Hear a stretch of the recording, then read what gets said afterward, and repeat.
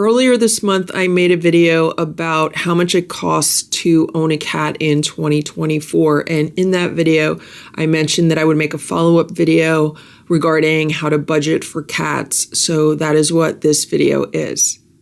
Stella, Splash, Simba, Boo, Sammy, Richard, Nancy, Goldie, Ziggy, Ringo, Eva, Hydrox, and Ditto, the Lucky Ferals.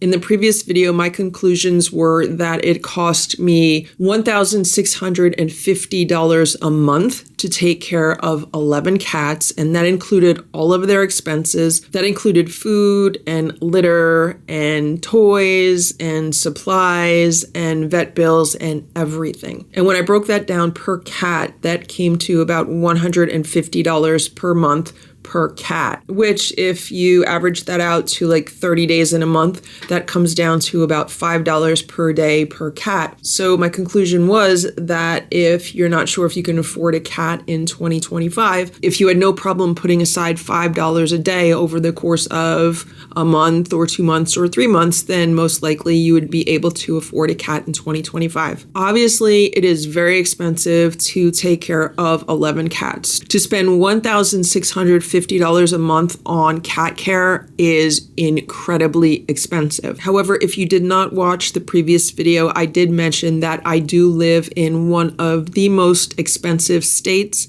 in this country, and I also live in one of the most expensive counties in this state. So the cost of living here is a lot higher than it is in the majority of the rest of the United States. So that's another reason why my costs are so high. One of the most important ways that I am able to manage 11 cats and deal with such high costs for cat care is by having a budget. I have a budget for myself, and I also have a separate budget for the cats.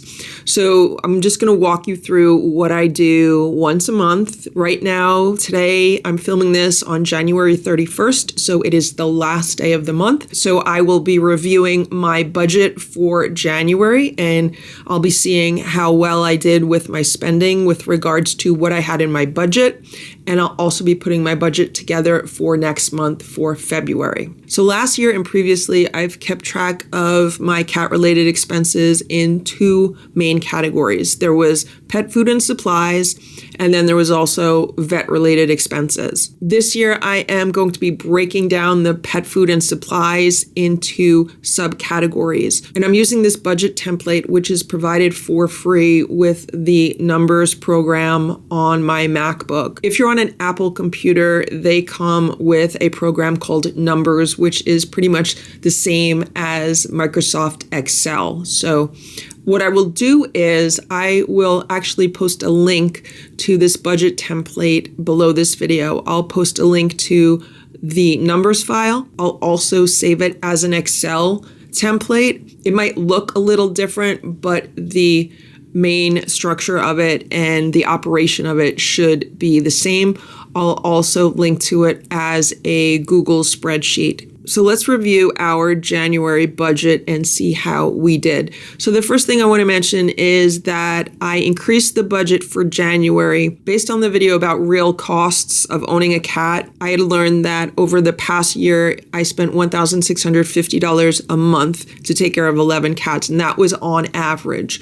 So instead of starting January's budget at $1,650, I decided to increase that to $1,800. The reason why is because December is always a very good month for me as far as income goes. Being a YouTube partner, the two best months of the year are always November and December. So when I looked at my income from the end of December, I decided that I'm actually going to budget a little higher for January because I'd rather put aside extra money when I know I'm going to have it than be short later on in the year.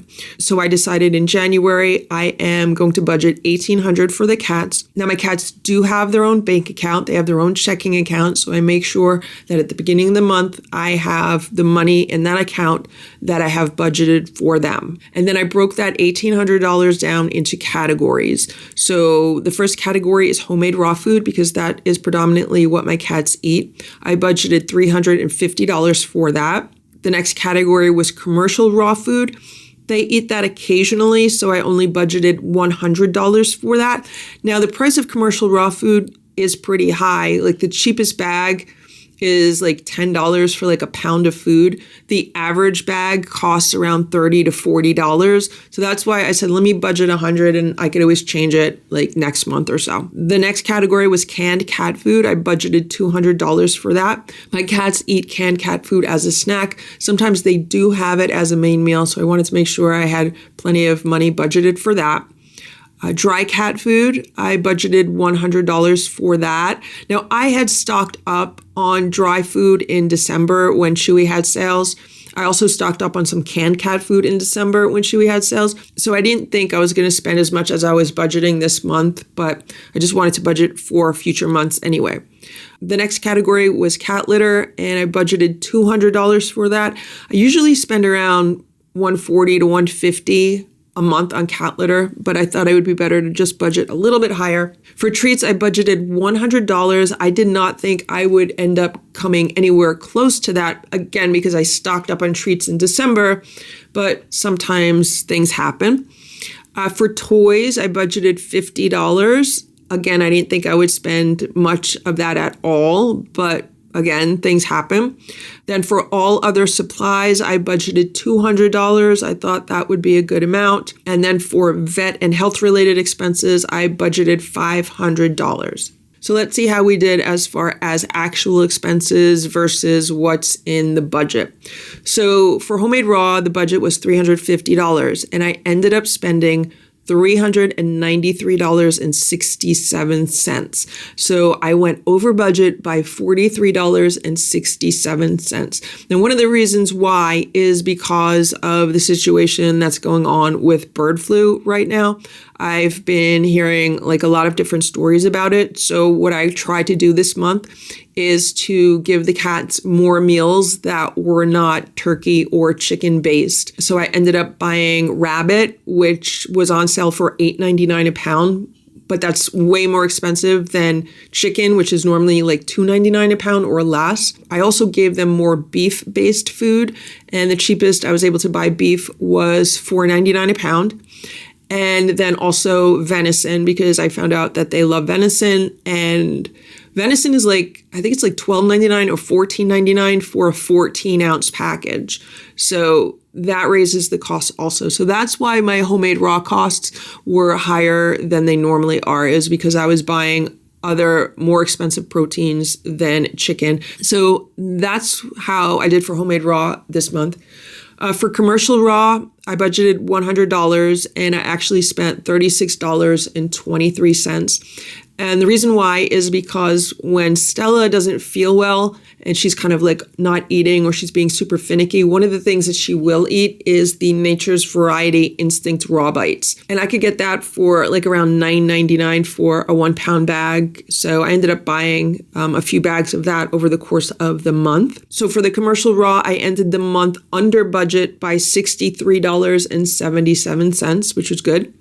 For canned cat food, I actually spent $68.08. And the reason why I spent that is, again, because Stella was being very finicky with what she was eating this month. And I was trying to find some kind of foods that she would actually like to eat. So I ended up buying some Tiki Cat and some of the food from Petco and a few different types of Fancy Feast just to see if she would want to eat anything. So that's why the amount that I spent on canned cat food was actually higher than I thought it would be, because I stocked up so much in December. But it still ended up being $131.92 less than what I had budgeted for it. So that's good. For dry cat food, I budgeted $100 and my actual costs were $66.98. Now, going into the month, I didn't think I was going to really spend anything on dry cat food, but because Stella went to the vet and her blood sugar was slightly elevated in her blood test, I had to then buy all new,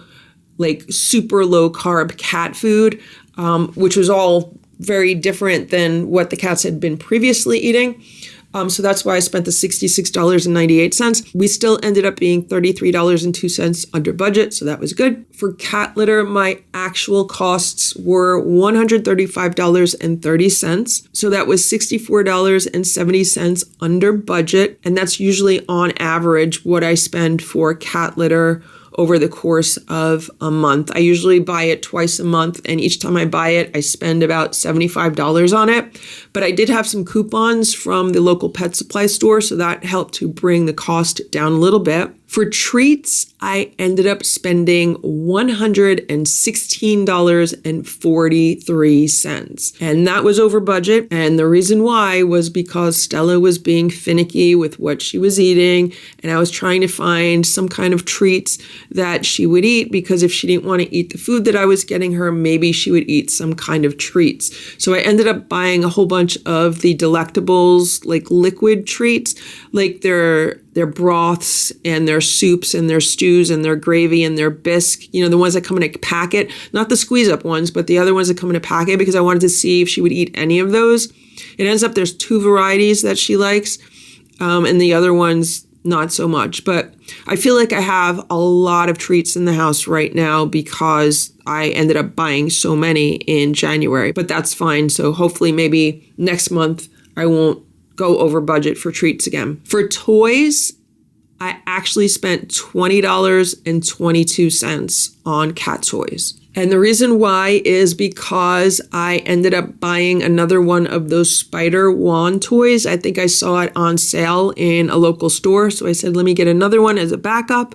And then I also bought some wand attachments because I'm trying to get Stella and the rest of the cats to exercise more and to, play more. I want them to run around chasing wands more.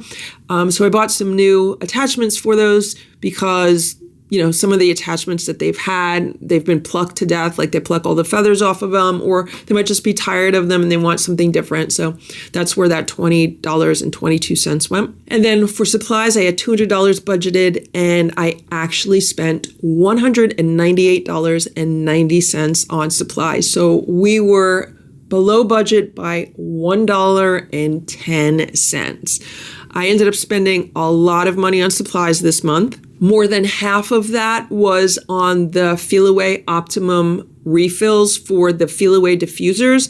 So I get a 6-pack of those refills, and it cost me $106.61 just for the Feel Away refills. So that's like half of that supply number. And then more than $40 went to paper products for the cats.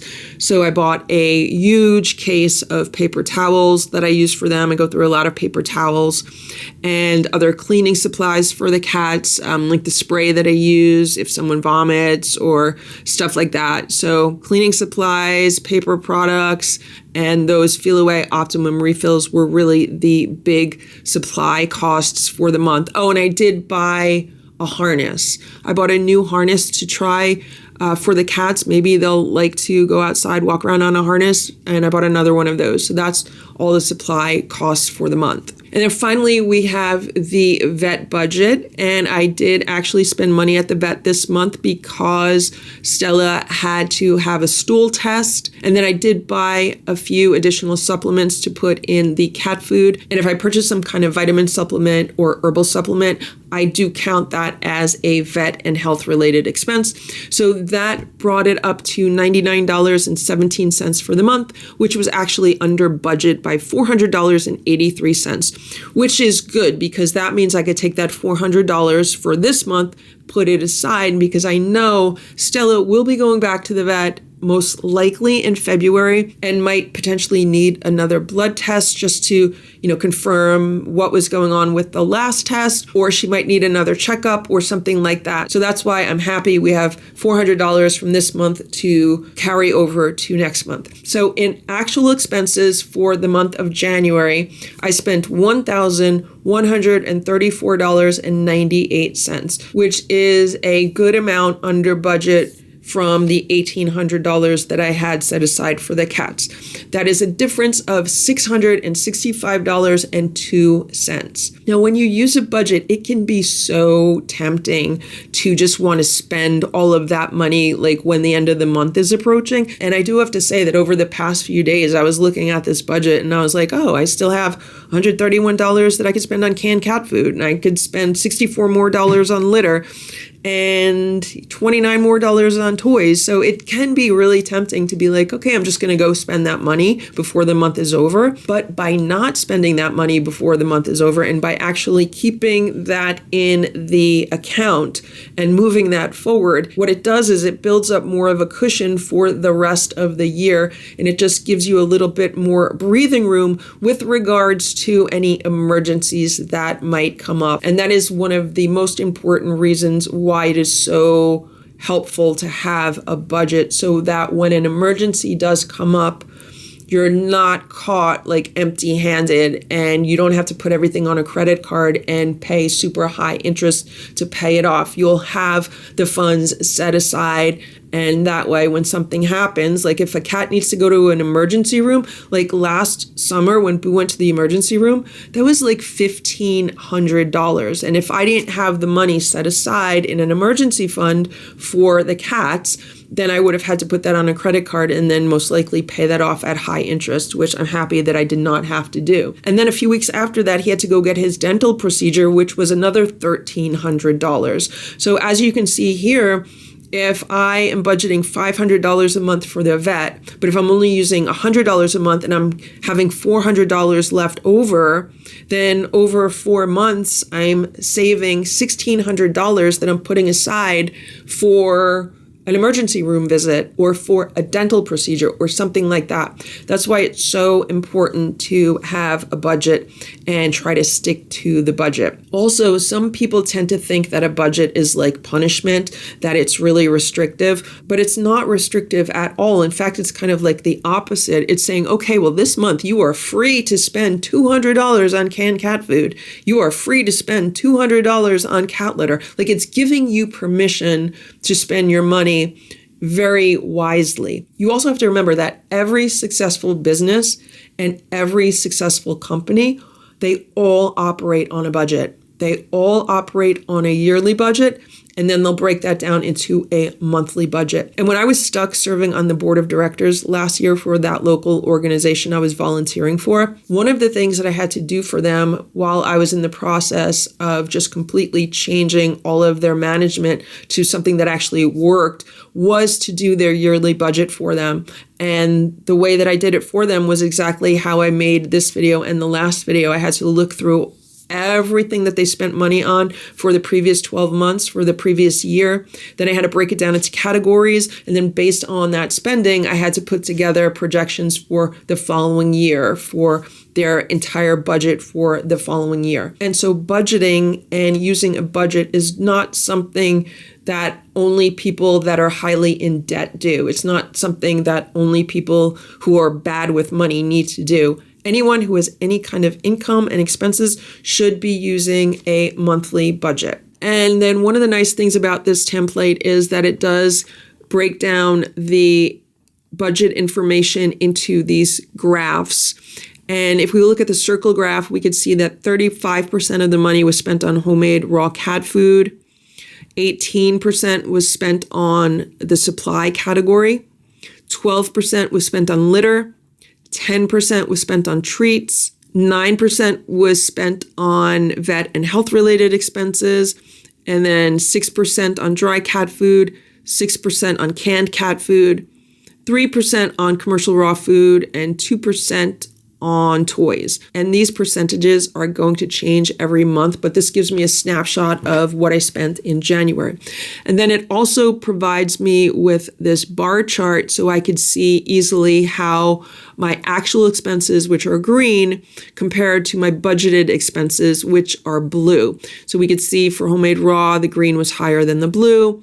And then for supplies, the green was almost equal to the blue. And then over here on treats, the green was higher to the blue. For everything else, the green was lower than the blue. And on the vet expenses, the green was way lower than the blue. Again, this is only for the month of January, and these graphs are going to change for every month of the year.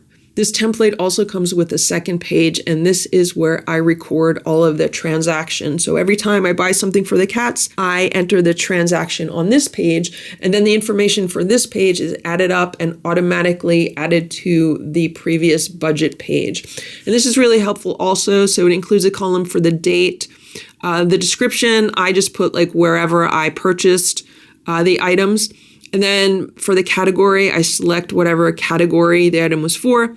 And there's a column for amount where I enter the amount. And then about halfway through the month, I added another column where I could enter more details with regards to what I was purchasing. So I remember, oh, okay, this was like chicken thighs, or this was the harness, or this was some freeze-dried raw food. And that was really helpful for me. So that's how this template works. It's 2 pages. It's this transaction page, and then it's the previous budget page. So now let's take a look at February. What I did was I just made a copy of the 2 previous pages, and I labeled this one February. And because I went over budget on the homemade raw food category last month, I decided to increase that to $400 this month.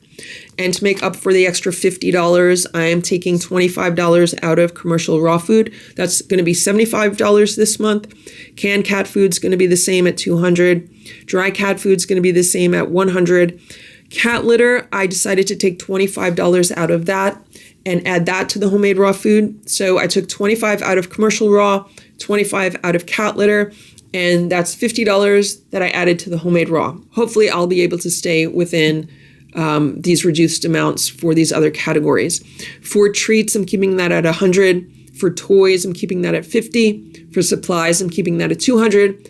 And for vet, I'm keeping that at $500. So once again, this month is going to be $1,800. The reason why I'm keeping $1,800 as the budget for February instead of $1,650 is because I went through all of my income for January, and I do have $1,800 to put aside for the cats for February. So I'd rather do that while I know I have the funds, because later in the year, if I have a month where my income goes down, because with YouTube, you can have really bad months. You can have good months and you can have bad months, and you never know if it's going to be a good month or a bad month. That's just how it is. So if I have a decent month, like the income that came in January was decent, then I'm going to put aside $1,800 for the cats. So then if I have a really bad month, I'll put aside less for the cat. So that's where that stands right now. And while we are talking about that, I want to just give a shout out and a big thank you to everyone who is a patron of this channel. Everyone who's a member of our Patreon account, thank you guys so much. The income from the Patreon account is very helpful with regards to paying for cat-related expenses. And also a big thank you to everyone who is a member of our YouTube channel. The lowest membership is 99 cents a month. You get some really cool emojis to use in your comments and in the live chats. We haven't done a live in a while, but when we do a live, you could then use the special emojis. And any money from membership also goes straight to these cat-related expenses. And of course, anytime you watch a video on this channel and sit through 30 seconds of an advertisement, then we get earnings from that, and YouTube provides this income once a month, and that also goes to these cat-related expenses. So $1,800 is a lot to spend on taking care of 11 cats, but if YouTube and the viewers of this channel help to make that possible, then the greatest gift that I could give to these cats, especially the lucky 7, is to keep them together as a family instead of being forced to split them up. And we're going to do that as long as we can do that. I also created another page for this document called food costs, because there's a question that I get often, and that is, does it actually save me money to make homemade raw food versus buying food? So what I did was I took my actual cost for making homemade raw food in January. That was $393.67. Now I divided that by 682 meals because I have 11 cats. There were 31 days in January. They get fed twice a day. So if you do the math, it comes out to 682 meals. And that comes out to 58 cents a meal. So that's what it cost me to make homemade raw cat food for 11 cats that I fed twice a day for 31 days. 58 cents per meal. Now, if I was to buy Fancy Feast Naturals at $1.20 a can, and let's say each cat got 1 can per meal, they got a 3-ounce meal, which is roughly what they get with regards to when I feed them homemade raw food. When I feed them homemade raw food, they get anywhere from 2.5 to 3 ounces per meal, just depending on the batch of food at the time. So estimating the cost of Fancy Feast Naturals at $1.20 per can, that would cost me $818.40 a month if the cats were eating that instead of homemade raw food. That is a difference of $424.73 that I save every month by making homemade raw food. Now, if they were getting Sheba Perfect Portions, which is $1.11 for a twin pack is 2.6 ounces of food. That would cost me $757.02 a month if the cats were each eating 1 twin pack per meal instead of homemade raw food.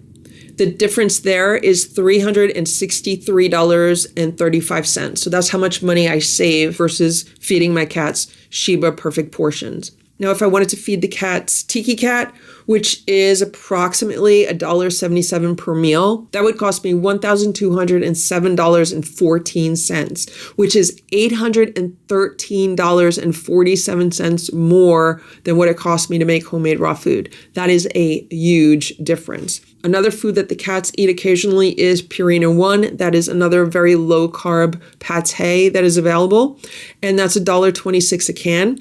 If the cats were only eating that, it would cost me $859.32 a month. That is $465.65 more than making homemade cat food. And if I was buying the large 12.5 ounce cans of wellness pate, that would cost me $1.17 per meal, which comes out to $797.94 for that food for the month for my cats. And that is a difference of $404.27 more than what it cost me to make homemade raw cat food. So as you can see, because I'm feeding 11 cats, I save hundreds of dollars every month by making my own cat food versus buying relatively healthy canned cat food. Now, finally, if we look at Friskies, which is currently about 85 cents a can, that would cost me $289.85 to feed that to my cats for the month. And that is actually lower than what it cost me to make homemade raw cat food. That is $103.82 less than homemade raw cat food. However, the quality of that food is nowhere near as good as the quality of homemade raw cat food. Friskies contains all kinds of unnamed meat byproducts, so there's no way to even know what is actually in a can of that cat food. And to me, I'd rather spend an extra $10 per cat every month to make my own homemade raw food versus feeding them something that I have no idea like what's in it. And so that's where we stand at the end of January going into February. I can't believe the entire month of January is over already. It went by so fast. But I wanted to show you how I budget for the cats and explain why it is so important, especially if you have multiple cats. I keep hearing about people who are surrendering their pets because they cannot afford to take care of them. And I honestly believe that the majority of people, if they take care of their finances properly, and if they do a budget and they know exactly how much income they have